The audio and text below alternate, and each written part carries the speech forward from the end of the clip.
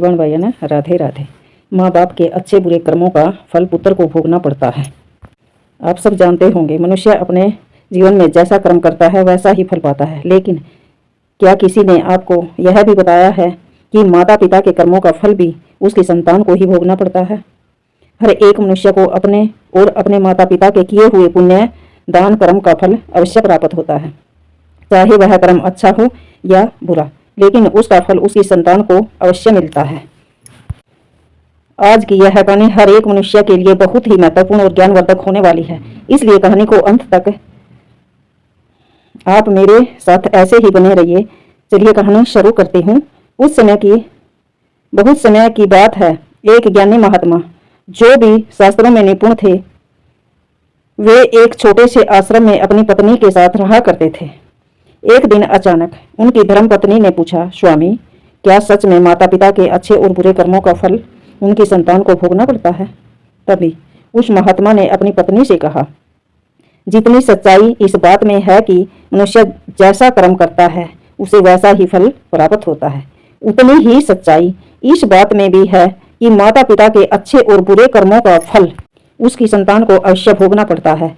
आज मैं आपको एक सुंदर सी कहानी सुनाने जा रहा हूँ, जिसे सुनने के बाद आपको इस बात का ज्ञान होगा कि कैसे माता पिता के अच्छे और बुरे कर्मों का फल उसकी संतान को मिलता है और उन्हें किस तरह से भोगना पड़ता है। फिर महात्मा ने अपनी पत्नी से कहा कि प्रिय, प्राचीन काल की बात है, एक नगर में एक अत्यंत गरीब व्यापारी रहता था। उस व्यापारी का नाम महेश था, जो किसी तरह से दिन रात मेहनत मजदूरी करके अपने घर परिवार का पालन पोषण करता था। उसे मजदूरी में दिन भर काम करने के बाद 70 रुपए मिलते थे। उसमें से वह कुछ पैसों का रोजाना दान करता था और बाकी पैसों से अपने परिवार का पालन पोषण और घर का खर्च चलाता था। इस प्रकार धीरे धीरे कुछ समय बीतने के बाद उसके घर में एक सुंदर पुत्र का जन्म हुआ, जिसका नाम किशन था। उस गरीब व्यापारी के परिवार में अब कुल 3 सदस्य हो गए, 2 पति पत्नी और एक उसका बेटा। अब धीरे धीरे अपने बच्चे का पालन पोषण में समस्या होने लगी, क्योंकि इधर प्रतिदिन महंगाई बढ़ती जा रही थी। फिर महात्मा कहते हैं कि फिर ये एक दिन की बात है, उस व्यापारी का बेटा कृष्ण ने अपने पिता से पूछा, पिताजी, आप रोजाना 70 रुपए कमाते हो, जिसमें से आप कुछ पैसों को रोज दान कर देते हो और थोड़े से पैसों में हम अपना गुजारा कैसे कर पाएंगे? तो व्यापारी को चुप देखकर उसकी पत्नी ने कहा, बेटा, ऐसी कोई बात नहीं है, तुम्हारे पिताजी रोजाना 70 रुपए कमाते हैं और वह कुछ रुपए दान कर देते हैं। यह सब दान तुम्हारे लिए ही करते हैं, दूसरों के लिए नहीं। लेकिन वह लड़का इस बात को नहीं समझ पाया, क्योंकि वह बहुत छोटा था। महात्मा ने कहा, प्रिय, इसी तरह से कुछ समय बीतता गया और वह व्यापारी का बेटा अब धीरे धीरे बड़ा होने लगा। उस बेटे की उम्र 8 वर्ष की हो गई। एक दिन की बात है, जब व्यापारी काम करके शाम के समय वापस अपने घर लौट रहा था, तभी रास्ते में एक काला सांड आया और आकर उस गरीब व्यापारी को मारने लगा। उस सांड के हमले से उस गरीब की वहीं पर मृत्यु हो गई। जब उस गरीब की पत्नी और उसके बेटे को उसकी मृत्यु की खबर मिली तो उन्होंने बड़ा दुख हुआ। फिर एक दिन उस गरीब के बेटे कृष्ण ने अपनी माँ से पूछा, माँ, हमारे पिताजी कहाँ चले गए? उस गरीब की पत्नी ने कहा, बेटा, तुम्हारे पिताजी हम सबको छोड़कर यमपुरी में यमराज के पास चले गए। तब बेटे ने कहा, जब पिताजी थे रोजाना 70 रुपए कमाते थे और कुछ रुपए की बचत करते थे, हमारा पालन पोषण उसी कुछ रुपए में से करते थे और बाकी के रुपए दान पुण्य में लगा देते थे। माँ, अब हमारा पालन पोषण कैसे होगा? कैसे हमारा पेट भरेगा? फिर माँ ने कहा,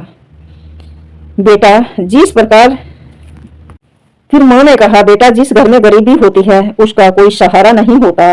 उसे देखकर सभी दूर भागने लगते हैं। गरीबी का सहारा कोई नहीं होता, सिर्फ गरीब का सहारा ईश्वर ही होता है, वही गरीबों की सहायता करता है। फिर कृष्ण ने अपनी माँ से कहा, माँ, ऐसा मत सोचो, मैं यमराज के पास जाऊंगा और अपने पिताजी को वापस लेकर आऊंगा। हमारी गरीबी देखकर यमराज को हमारे ऊपर अवश्य ही दया आ जाएगी माँ, और वह हमारे पिताजी को मेरे साथ जरूर भेजेंगे। महात्मा अपनी पत्नी से आगे कहते हैं कि उस छोटे से बच्चे कृष्ण की बात पर उसकी मां ने ध्यान नहीं दिया। फिर एक दिन की बात है, उस गरीब आदमी की पत्नी अपने कृष्ण बेटे को घर पर अकेला छोड़कर गांव में काम करने के लिए चली गई। उधर उसका बेटा कृष्ण ने मन में सोचा कि मैं यमराज के पास जाता हूँ और अपने पिताजी को लेकर आता हूँ। ऐसा सोचकर वह कृष्ण अपने पिताजी को लाने के लिए अपने घर से चल देता है। उस कृष्ण को चलते चलते काफी समय बीत गया। फिर उसे थकान का अनुभव होने लगा। तब वह एक बहुत ही विशाल बरगद के पेड़ को देखकर उसकी छाया में जाकर बैठ गया। तभी उस बरगद के पेड़ से एक इंसानी आवाज में कहा, बेटा तुम कौन हो और कहाँ जा रहे हो? मेरी छाया में आज तुम्हारे जैसा कोई बालक नहीं आया। फिर उस कृष्ण ने कहा कि मैं गरीब आदमी का बेटा हूँ। मेरे पिताजी मुझे छोड़कर यमराज के पास चले गए और अब मैं अपने पिताजी को लाने के लिए यमराज के पास जा रहा हूँ।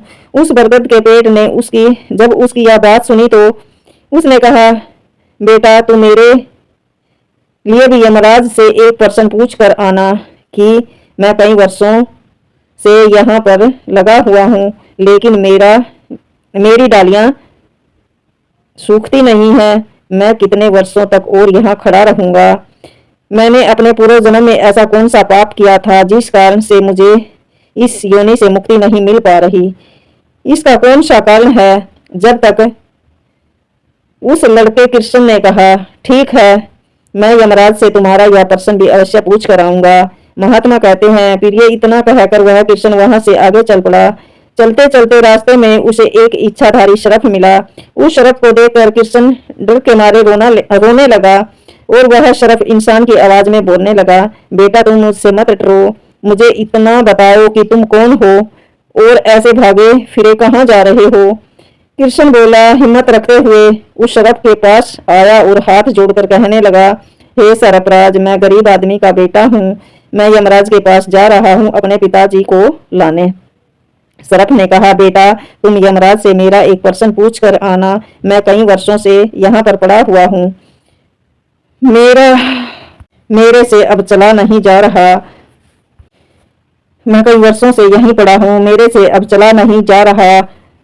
उस शरफ ने कहा, बेटा तुम यमराज से मेरा भी यह प्रश्न पूछ कर आना। मेरे शरीर में इतनी भी जान नहीं है कि मैं थोड़ा सा भी चल फिर सकूं।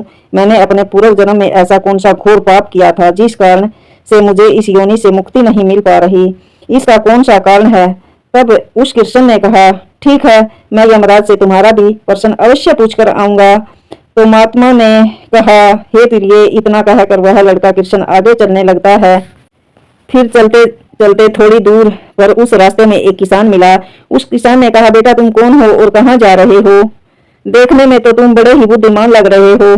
फिर उस लड़के ने कहा, मैं गरीब आदमी का बेटा हूँ और मैं यमराज के पास अपने पिताजी को लाने के लिए जा रहा हूँ। फिर उस किसान ने कहा, बेटा तुम मेरा एक काम कर सकते हो कि तुम यमराज के पास जाकर उनसे मेरा एक प्रश्न अवश्य पूछ कर आना। मैं चलते हुए मुसाफिरों की प्यास बुझाने के लिए कई सालों से यहाँ पर एक कुआं खुदवा रहा हूँ, लेकिन इसमें से पानी अभी तक क्यों नहीं निकला? मैंने अपने पूर्व जन्म में ऐसा कौन सा अन्याय किया था जिस कारण से इस कुएं में अभी तक पानी नहीं निकला? मैंने इसमें बहुत सारे पैसे खर्च कर दिए हैं और बहुत मेहनत की, आखिर इसका क्या कारण है जिससे कुएं में पानी नहीं निकल रहा? उस लड़के ने कहा, ठीक है, मैं यमराज से तुम्हारा प्रश्न भी अवश्य पूछ कर आऊंगा। महात्मा ने कहा, फिर ये इतना कहकर वह लड़का कृष्ण आगे बढ़ा और चलने लगा। चलते चलते रास्ते में उसे एक बहुत बड़ा तालाब मिला। फिर वह तालाब के किनारे पर गया और पानी पीने लगा। तभी उस तालाब में तैरती हुई एक बत्तख आई और कहने लगी, बेटा तुम तो बड़े कोमल स्वभाव के दिखते हो, लेकिन तुम इस वक्त कहाँ जा रहे हो?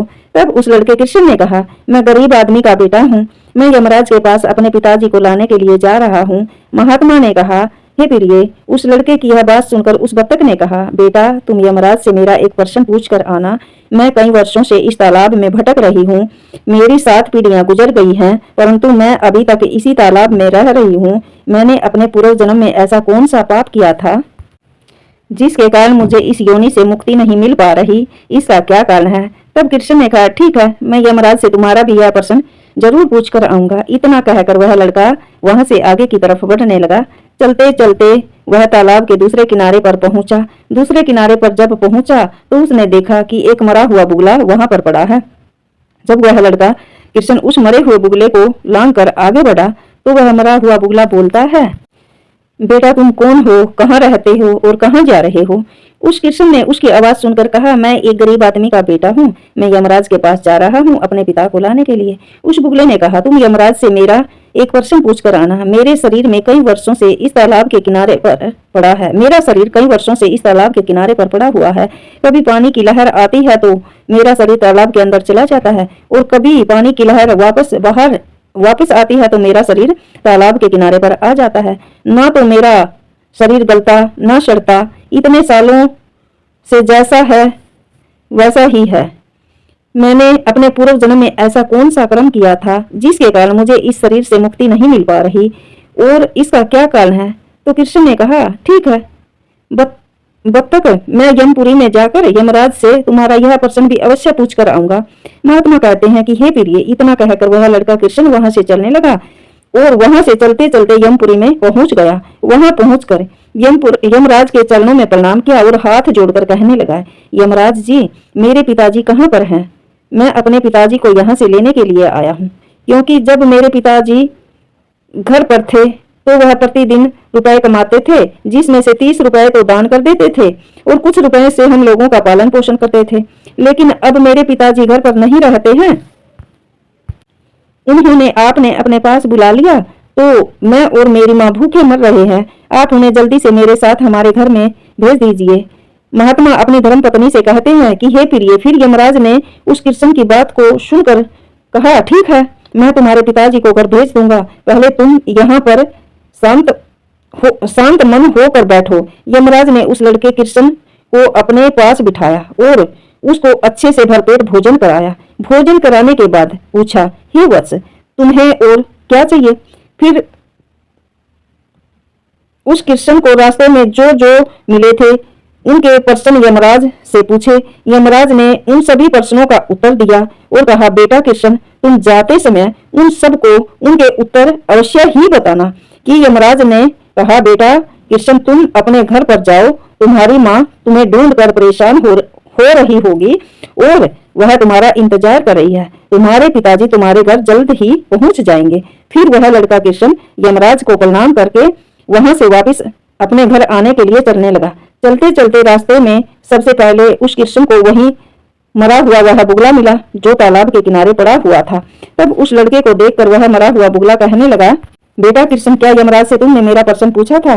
तब उस कृष्ण ने जवाब में कहा, हाँ बुगले, मैंने यमराज से तुम्हारा प्रश्न पूछा था। यमराज ने कहा कि तुम पहले बहुत बड़े विद्वान और ज्ञानी थे, परंतु तुमने किसी को भी अपना ज्ञान नहीं बताया। अब मर गए हो वह ज्ञान तुम्हारे अंदर ही अंदर कचोट रहा है। जब तक तुम अपना ज्ञान किसी को नहीं बताओगे, अपने ज्ञान की महानता किसी को नहीं दिखाओगे, तब तक तुम्हारी आत्मा को तृप्ति नहीं मिलेगी। फिर महात्मा कहते हैं कि हे प्रिय, फिर उस मरे हुए बुगले ने कहा, बेटा कृष्ण, अब इस हालत में भला मेरे पास ज्ञान लेने के लिए कौन आएगा? अब एक ही उपाय है, तुम मेरे ज्ञान को ले लो और लोगों तक पहुंचा देना। फिर उसने उस लड़के को जितना भी उसके पास ज्ञान था वह सारा ज्ञान उस लड़के कृष्ण को दे दिया और ज्ञान देने के बाद ही वह उसकी आत्मा को मुक्ति प्राप्त हो गई। फिर वह कृष्ण आगे की ओर चलने लगा। चलते चलते उसे वही बतख मिली। बतख ने कहा, बेटा कृष्ण, क्या तुम यमपुरी से लौट कर आ गए? तुमने यमराज से मेरा प्रश्न पूछा था? तो कृष्ण ने कहा, हाँ, यमराज से मैंने तुम्हारा प्रश्न पूछा था। उन्होंने कहा कि तुम्हारे अंदर पिछले जन्म में बहुत सारा अमृत भरा हुआ था। जब तक तुम उस अमृत को किसी को नहीं दोगे तो तब तक तुम ऐसे ही व्याकुल तड़पती रहोगी। बतख ने कहा, किशन बेटा, अब कौन आएगा मेरे पास मेरा अमृत लेने के लिए? इसलिए तुम ही मेरा अमृत ले लो। फिर बतख ने अपना अमृत उस कृष्ण को दे दिया और बतख ने जैसे ही कृष्ण को अमृत दिया वैसे ही उस बतख की आत्मा को मोक्ष की प्राप्ति हो गई। इसी तरह से वह लड़का कृष्ण वहां से आगे बढ़ा। कुछ दूर चलते ही रास्ते में वही किसान मिला जो मुसाफिरों के लिए कुछ सालों से कुआं खुदवा रहा था। उस किसान ने जैसे ही कृष्ण को देखा तो बड़े प्रेम से उदास मन लिए हाथ जोड़कर कृष्ण से कहने लगा, बेटा, क्या तुमने यमराज से मेरा प्रश्न पूछा था? या नहीं?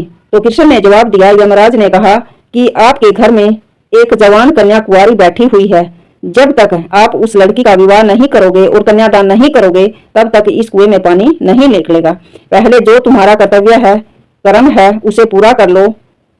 जो ईश्वर ने तुमको जिम्मेदारी सौंपी है, उस पर ध्यान दो। पहले आप कन्यादान करो, उसके बाद इस कुएं को खुदवाओ। फिर उस किसान ने कहा, बेटा कृष्ण, मैं अपनी लड़की के लिए लड़का कहाँ ढूंढने के लिए जाऊंगा? तुम मुझे बहुत सीधे साधे स्वभाव के बालक दिख रहे हो, इसलिए बेटा मैं चाहता हूँ कि तुम मेरी लड़की से विवाह कर लो।